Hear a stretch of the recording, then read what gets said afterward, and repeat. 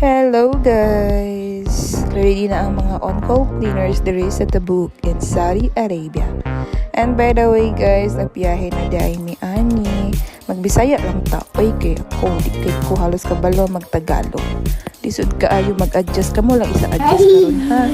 Maanad ako magtagalog. Ate! Ayok tanaw tingin yung vlog ko! Hindi wag kang titingin na hiya ko Chari. By the way guys, ito para inaantok na ako, I think. Parang last gap siguro ako nito. Nakakapagod sa biyahe. Hindi ako napapagod sa trabaho, pero napapagod ako sa biyahe. So ayun, nagtagalog na naman ako.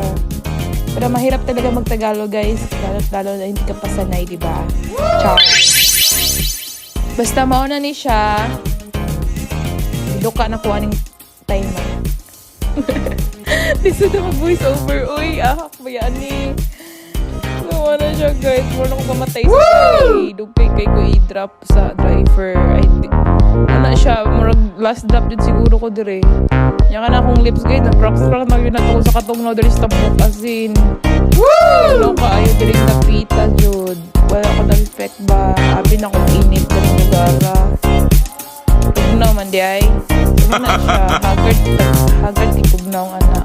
Wala ko ligo, walay uso, ligo-ligo dari guys. Oy, kaysa katugnaw.